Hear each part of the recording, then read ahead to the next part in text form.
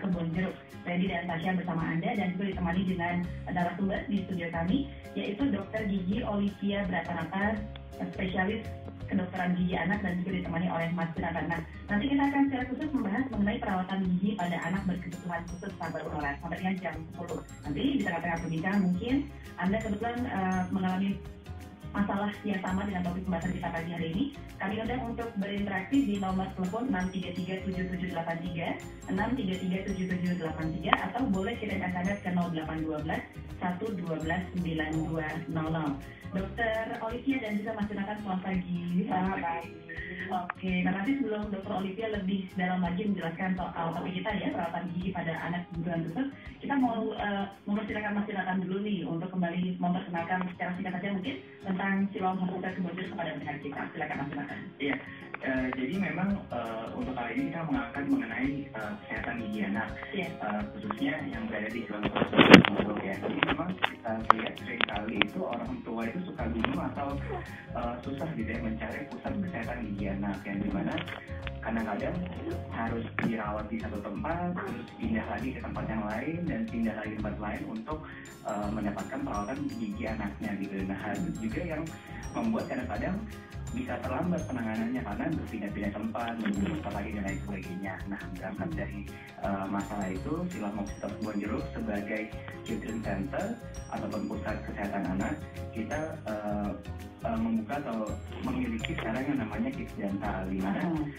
di situ merupakan pusat kesehatan gigi anak yang one stop service, yang artinya adalah orang tua tidak usah lagi pindah-pindah untuk mendapatkan perawatan gigi untuk anaknya. Jadi semuanya sudah lengkap ada di Kids Dental.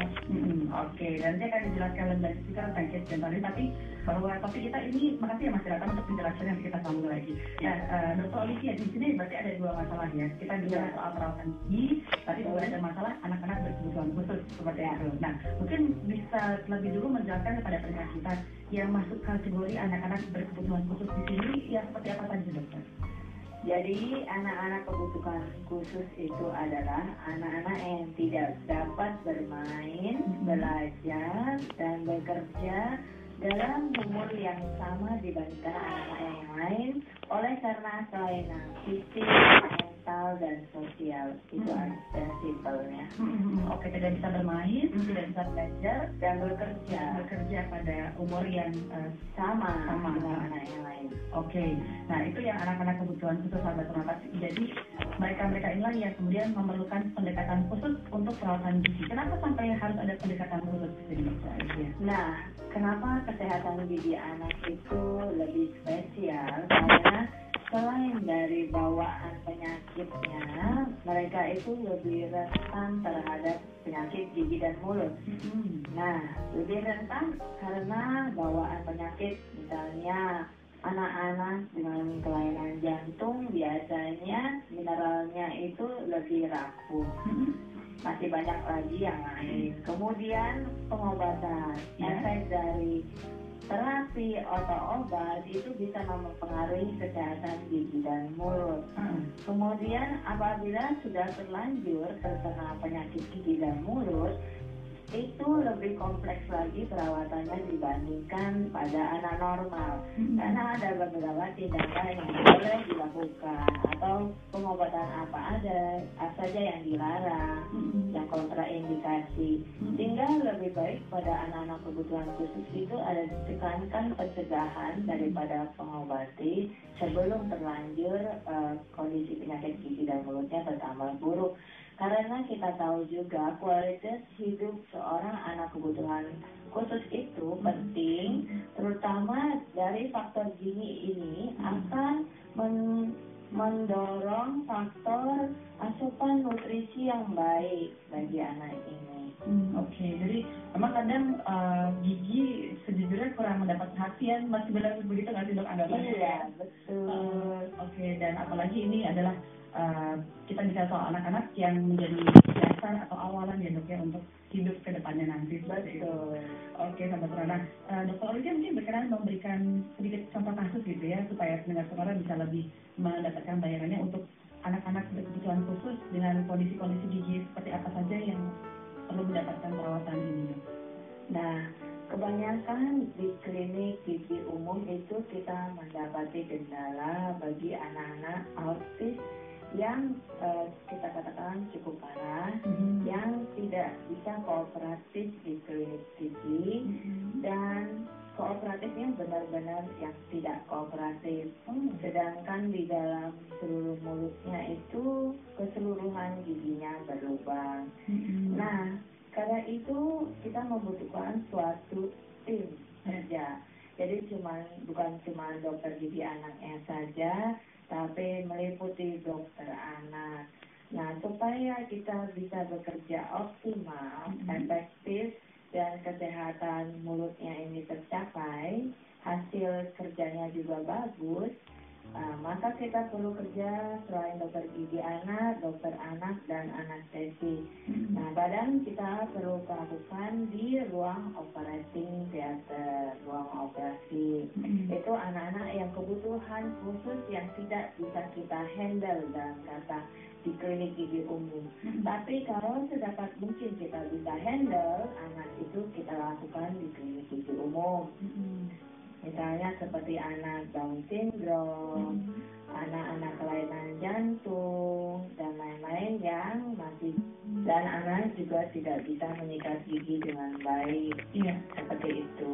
Jadi bukan, kadang-kadang kita bilang memang kelalaian karena orang tua seharusnya dengan anak-anak dengan punya kebutuhan khusus, baik dia kebutuhan sosialnya mengalami kelainan maupun penyakit sistemik, ya, itu harusnya begitu mengetahui punya kelainan harus dibawa ke dokter gigi khusus anak juga. Tujuannya apa? Untuk mendeteksi adanya kelainan gigi sehingga pencegahan giginya berlubang dan kelainan jaringan penyangga gigi lainnya.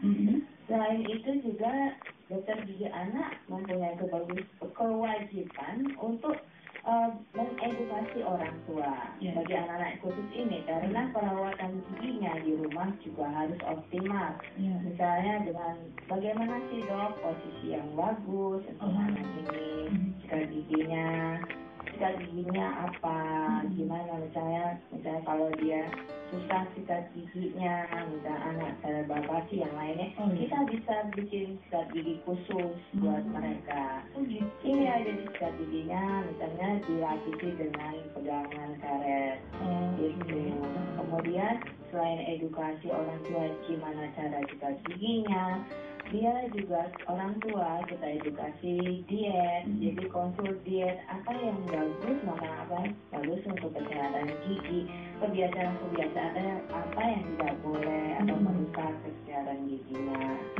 Selain itu juga kita sekarang lebih menekankan ke treatment preventif. Jadi preventif gigi berlubang itu macam-macam, bukan hanya konsul dietnya aja, tapi gimana dengan terapi fluoride atau dengan penambalan silen sehingga anaknya mencegah berlubang.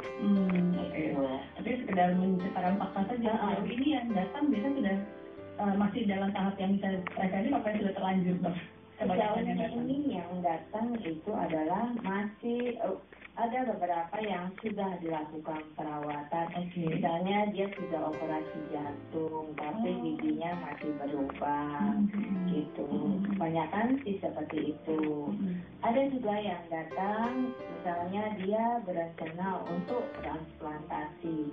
Jadi kondisi mulutnya itu harus bagus dulu.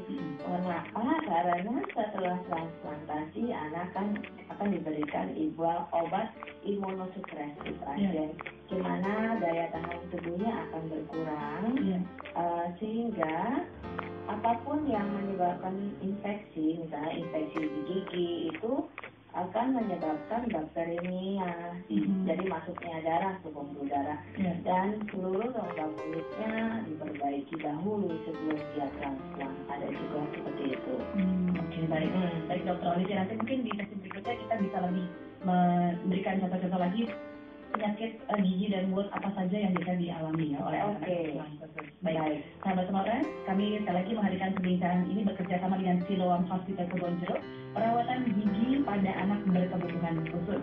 bersama narasumber kita, Dr. Gigi Olivia Bratanata, spesialis kedokteran gigi anak. Kita sudah menceritakan satu kasus yang bisa menjadi contoh dari penyakit gigi yang dialami gitu. Ya. Mungkin lebih dari itu ya, ada banyak banyak. Apa itu sekali? Jadi selain dari gigi, kan gigi itu pada anak kebutuhan khusus kadang-kadang melayani kegangguan pembentukan email, jadi strukturnya kurang bagus, lebih rapuh gitu ya. Dari gigi yang berlubang itu bisa jadi lubang kecil, jadi membesar, bisa mengenai saraf, kemudian menjadi abses. Selain dari gigi, anak-anak dengan kebutuhan khusus ini yang perlu diperhatikan adalah kesehatan jaringan penyangga gigi dan mulut, yaitu gusi dan jaringan periodontal kita sebut ya. Jadi ada beberapa anak itu kalau terkena plak sedikit saja itu gusinya bisa membengkak. Seperti pada anak yang mengkonsumsi obat phenytoin misalnya jadi epilepsi atau obat-obat yang menekan imunus yang pada penyakit ginjal gitu ya, bisa menyebabkan gigi radang atau membengkak. Nah, kemudian pada penyakit kelainan darah, kadang gusinya kelihatan mudah berdarah, kesenggol sedikit kemerahan, berdarah dan bengkak. Selain pada gigi dan gusi, kadang-kadang juga ada kita ketemui anak-anak dengan terapi kanker, di mana dia diradiasi sehingga mukosa mulut ini mengalami mudah sekali sariawan, seperti itu. Kemudian juga pada anak-anak dengan kelainan statik seperti cerebral palsy, mereka kan susah untuk mengunyah gitu ya, apalagi menggerakkan lidah, jadi refleksnya kurang, sehingga rahangnya tidak berkembang sampai dengan giginya berjejal. Oh gitu. Iya. Oh makanya disebut kebutuhan khusus ya, karena mungkin kalau yang anak-anak yang normal tidak ada yang khusus ini tidak mengalami masalah seperti itu kali dok ya? Ya. Jadi kalau yang kebutuhan khusus ini ya ada kelainan sedikit aja bisa memicu penyakit dalam gigi dan mulut. Misalnya kita plak sedikit aja bisa memicu radang yang lebih hebat dibandingkan anak yang sistem kekebalan tubuhnya baik, itu anaknya normal. Oke. Nah, si orang tua bisa mengenali kalau ada masalah pada gigi si anak ini sudah langsung kelihatan nggak sih dok? Atau misalnya orang tua sudah masih aware nih, oh anak saya sudah atau punya kebutuhan khusus, makanya mungkin gigi dan mulutnya perlu kondisi yang lebih gimana gitu. Biasanya gimana dok? Jadi biasanya seringan di Indonesia tunggu keadaannya parah baru datang. Tapi sekarang kita sudah mulai bekerja sama ke dokter anak. Memang dengan anak-anak yang khusus ini begitu ketahuan, orang tua harus disarankan langsung ke dokter gigi anak juga. Oke, sahabat Tenora ke dokter ya. Ini ada satu pertanyaan dulu dari pendengar. Boleh dikomentari mungkin ini mewakili secara umum, saya rasa semua orang juga pernah mengalami dia para orang tua. Jadi Arif ini bertanya anaknya usia 3,5 tahun ya dok. Tapi giginya itu berlubang. Ada yang berlubang dan copot bagian depan. Itu apakah akan pengaruh dari minum susu? Padahal setiap mandi katanya juga sudah mensikat gigi begitu dok. Oke. Gimana? Nah, yang perlu kita tanyakan di sini minum susunya kapan? Jadi mungkin aja anaknya minum susu saat malam sebelum tidur gitu ya, dan tidak disikat gigi. Nah, jadi minum susu itu boleh, tapi habis minum susu sikat gigi. Terus udah umur 3,5 tahun, sebaiknya tidak minum menggunakan botol karena dari hasil penelitian anak yang minum dengan botol dibandingkan dengan gelas itu lebih beresiko berlubang dengan botol. Kemudian yang perlu kita ketahui berapa kali sehari ini anak minum susu. Ada juga yang sudah besar tapi bisa sehari masih 6 kali nih dok minum susu. Bisa jadi gampang berlubang. Kemudian saya sikat gigi saat mandi dok. Bagaimana bapak cara sikat giginya di rumah?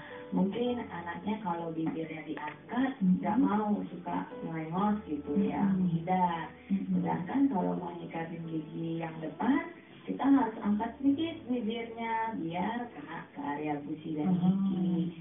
Kemudian juga sikat gigi nggak boleh cuma saat mandi aja, tapi terutama yang penting adalah minimal 2 kali, yaitu pagi hari setelah sarapan dan malam sebelum tidur. Setelah sikat gigi saat malam tidak boleh lagi tuh minumnya kayak manis, jus, teh, apalagi susu.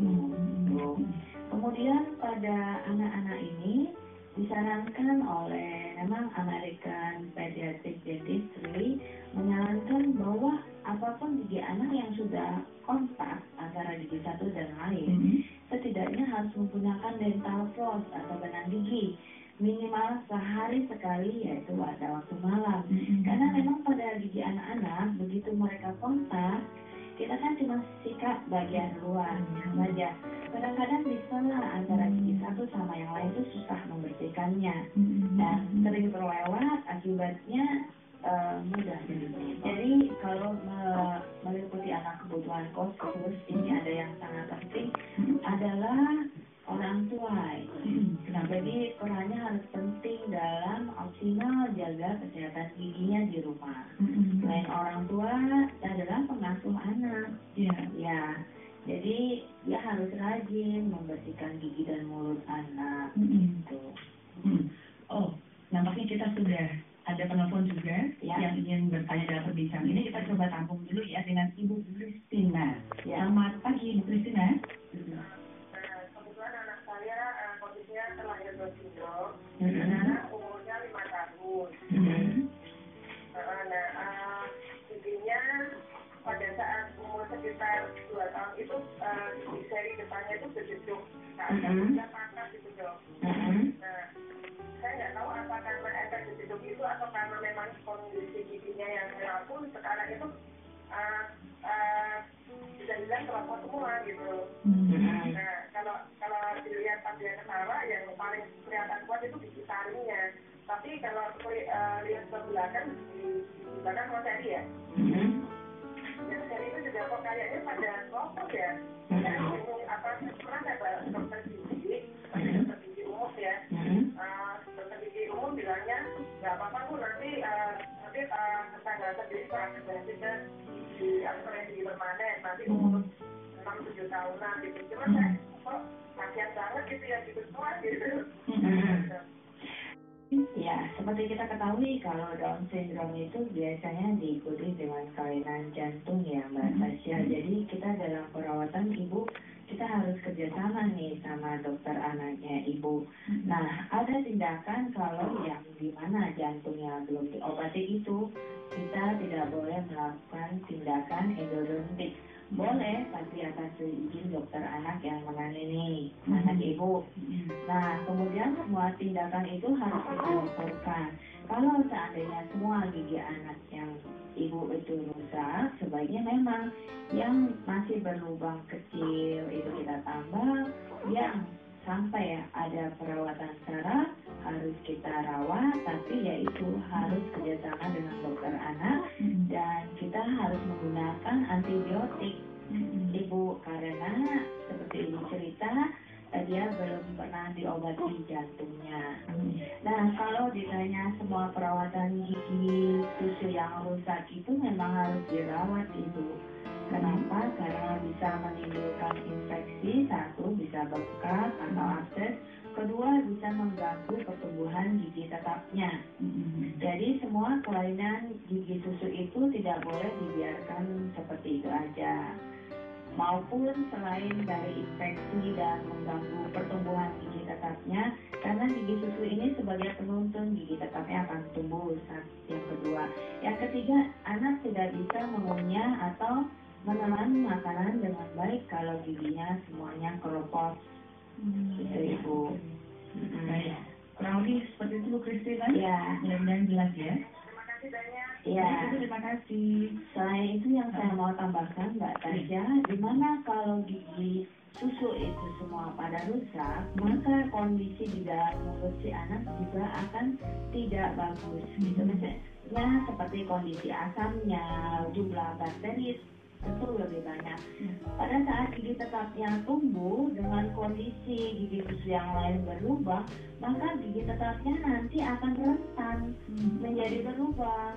Iya, jadi di mana di susu itu berlubang, di situ bakteri jumlah lebih banyak. Misalnya di gigi susu yang berlubang bisa ratusan ribu, sedangkan di gigi sehat cuma berapa ribu. Jadi kalau kita tumbuh gigi tetapnya dalam kondisi tidak bagus ya, di mana derajat keasamannya rendah, bakterinya banyak, kita tidak bisa memproteksi. Jadi kalau di mana lingkungan di mulutnya stabil, bagus, maka gigi tetap, di mana gigi tetap ini akan dipakai selamanya, dia akan bisa bertumbuh dengan baik juga, terhindar dari berlubang, mengurangi resiko dia berlubang. Jadi anggapan kalau gigi susunya berlubang tertumbuh baru sehat itu belum tentu. Iya, kalau sekitar yang masih banyak berlubang, maka ya gigi tetap bawah rumah tubuh juga akan resiko lebih besar. Berarti jadi perhatian khusus buat Anda para orang tua ya.